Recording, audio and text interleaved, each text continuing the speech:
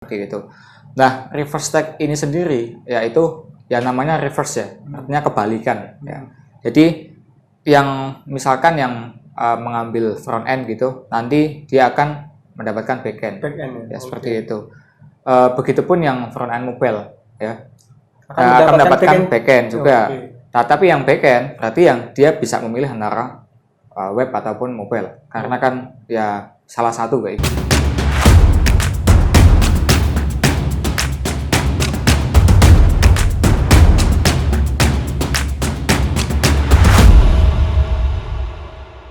Selamat datang di Tech Velo Room dengan saya Abdurrahman, salah satu Tech Velo di Refactory, dan juga di sini ada Mas Burhan sebagai salah satu Tech Velo juga di Refactory. Pada kesempatan atau video kali ini kita akan coba membahas mengenai reverse stack ya selama pre-IP. Oke, Mas Burhan, mungkin bisa dikasih tahu Mas Burhan, reverse stack ini apa selama penjalanan pre-IP ini? Reverse stack ini ya kita mulai dari proses pre-IP ya, artinya kalau tidak salah batch 17 ya, yang sudah memulai reverse stack itu ya, reverse stack ya. Nah, reverse stack itu sendiri apa sih ya? Jadi teman-teman pre-IP ketika masuk mendaftar sebagai pre-IP ya, atau ya proses melewati beberapa proses, mereka kan memilih stacknya apa kayak gitu. Misal ada yang memilih jalur front end, ada yang memilih back end, ada yang memilih front end mobile ya, seperti itu. Nah, reverse stack ini sendiri yaitu ya namanya reverse ya, artinya kebalikan ya. Jadi yang misalkan yang mengambil front end gitu, nanti dia akan mendapatkan back end ya, seperti itu. Begitupun yang front end mobile ya, akan mendapatkan back end juga. Nah, tapi yang back end berarti yang dia bisa memilih antara web ataupun mobile, karena kan ya salah satu kayak gitu kan.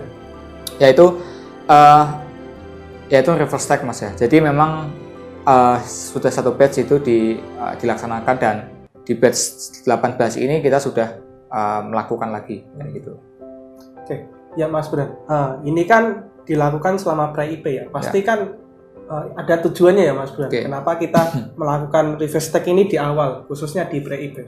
Ya, ini menyambung juga materi yang sebelumnya ya, yang kenapa di refactory nggak ada stack ya. Ya, ini dimaksudkan bahwa teman-teman pre-IP itu kita memang mencoba membiasakan dari proses pre-IP ini, mereka nggak terkotak-kotakkan, aku stacknya A, aku stacknya B kayak gitu. Tetapi ya teman-teman di situ kita pengen bahwa nggak cuman bisa di bagian satu stack saja, tapi bisa di stack lain. Nah, kenapa kita pengen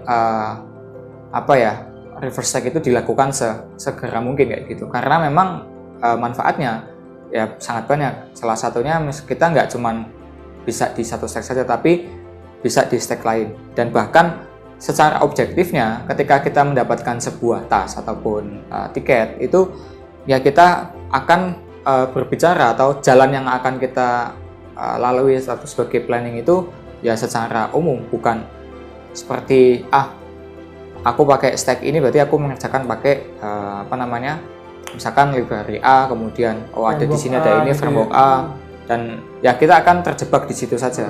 Kalau misalkan kita hanya berbicara scope stack, tapi memang di sini kita pengen yang lebih luas lagi ya, seperti itu sih.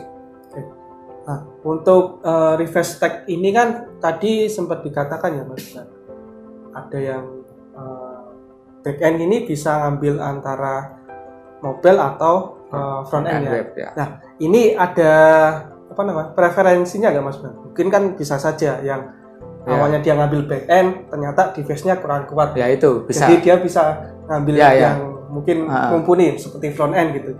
Ya, karena memang ya kita tahu ya, device yang mungkin paling butuh ya spek yang lebih tinggi ya mobile. Kan mobile kita butuh spek device yang cukup ya gitu. Jadi ya misalkan ada teman-teman buat ketika reverse ini ada kendala mengenai device ya, kita akan berikan opsi ya. Ya tentunya itu tidak akan memberatkan buat teman-teman.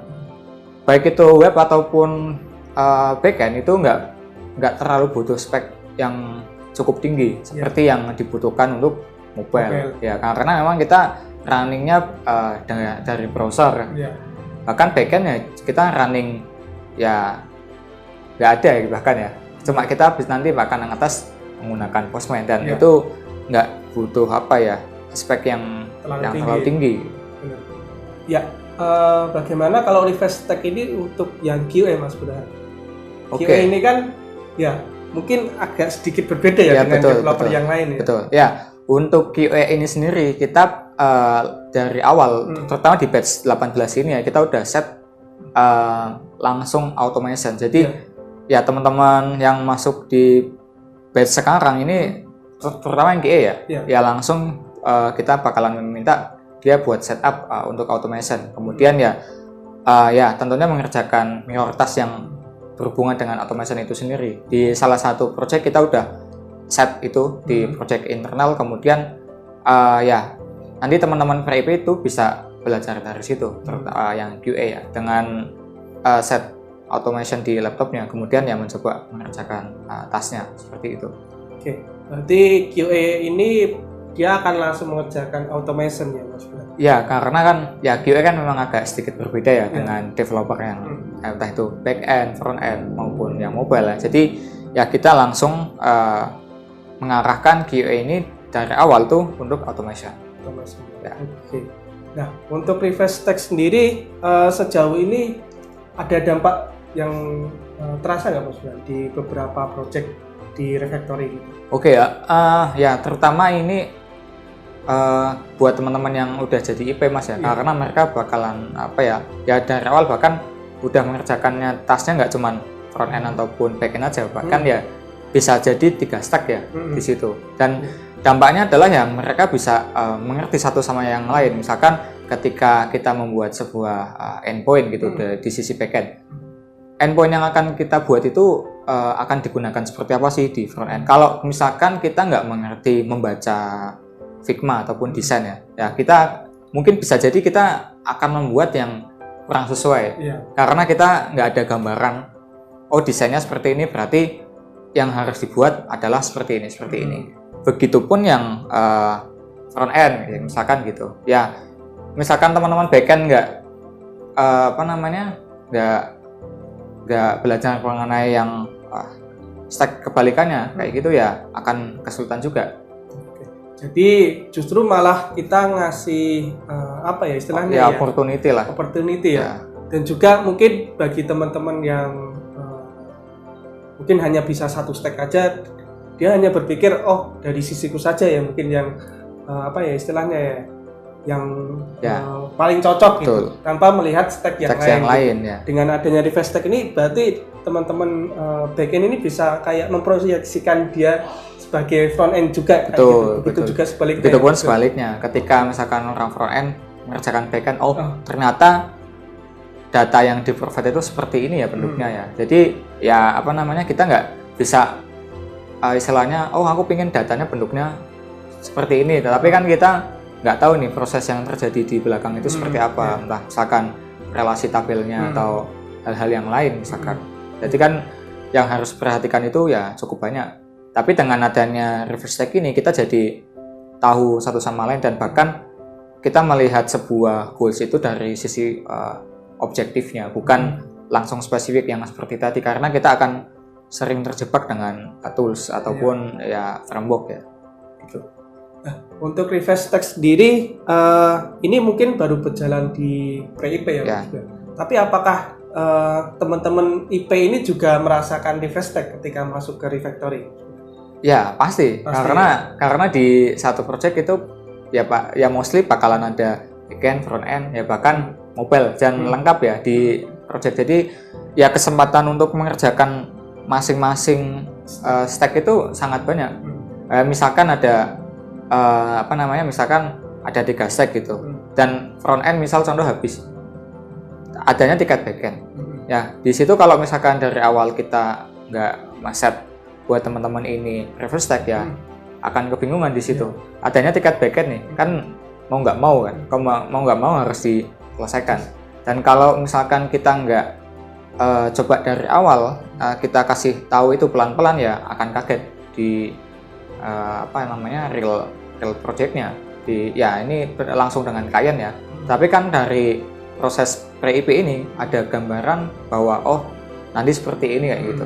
Dan ya harapannya itu yang jadi ya patokan awal ya buat teman-teman. Oh ya bakalan nanti itu nggak jauh beda seperti ini, yang akan berbeda adalah ya pressure tentunya. Iya.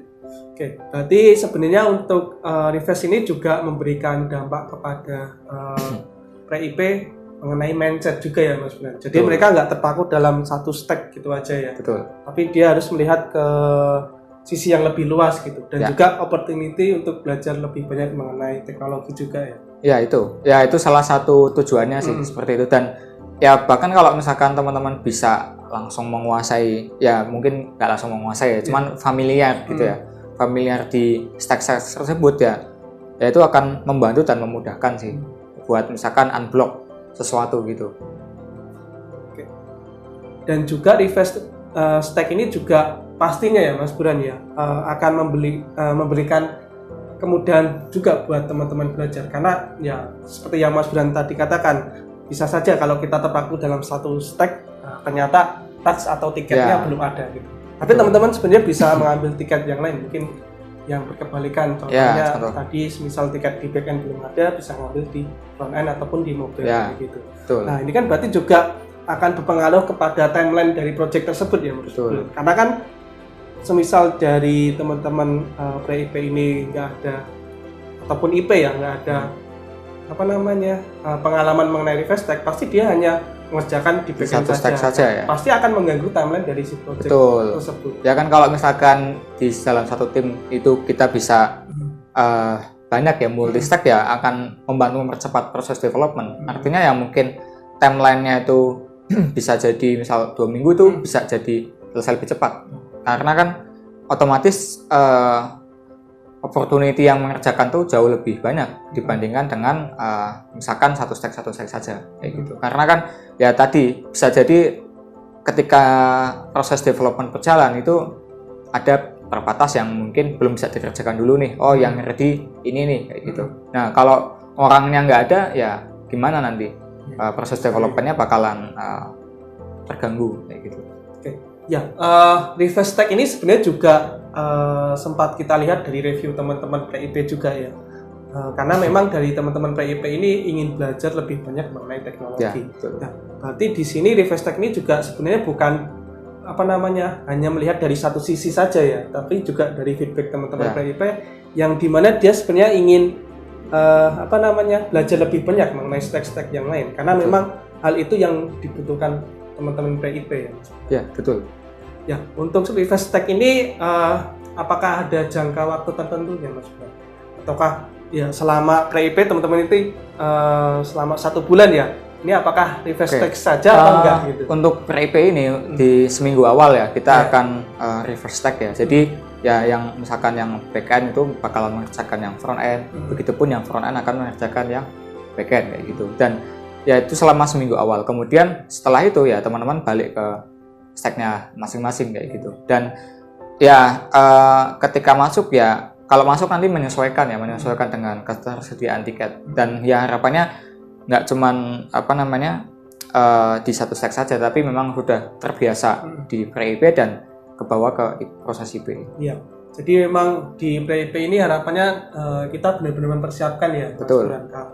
Kalaupun ada sesuatu task ataupun stack yang ternyata belum sesuai dengan stack asli dari si engineer ya, dia bisa mengambil opsi yang lain, dan itu sebenarnya udah ada pengalaman ya ketika mereka mengikuti pre-IP dan dengan itu metode reverse stack tadi dan itu juga membantu kan buat teman-teman yang nantinya di real itu mengerjakan tiket task yang bukan familiar di stacknya kan itu udah banyak pengalaman sebelumnya kan kayak gitu dan nggak kaget. Berarti ini sebenarnya juga ada chance juga ya buat teman-teman di mana dia kalau boleh saya bilang naik profesi ya, atau istilahnya ya naik level lah, karena kan sebenarnya dia nggak hanya bisa dalam satu stack saja, tapi bisa multi stack kayak gitu. Dan dia mungkin akan dibutuhkan di beberapa project ya. Mungkin ya sebagai contoh ada satu project di mana ya memang udah hampir selesai kayak gitu contohnya. Nah, sedangkan si A ini sebenarnya bisa mengerjakan multi stack gitu. Ya, Nah, betul. dia kan sebenarnya bisa bantu Bisa di project di yang project lain yang gitu, lain yang gitu. lebih membutuhkan ya. Betul, maksudnya. betul. Oke, jadi memang reverse stack ini memang sangat membantu buat teman-teman PIP dan juga refactory dalam menyelesaikan timeline ya. Betul. Untuk di project. Ya, mungkin cukup sekian pembahasan mengenai reverse stack selama perjalanan PIP. Selamat jumpa di video berikutnya. Thank you. Thank you.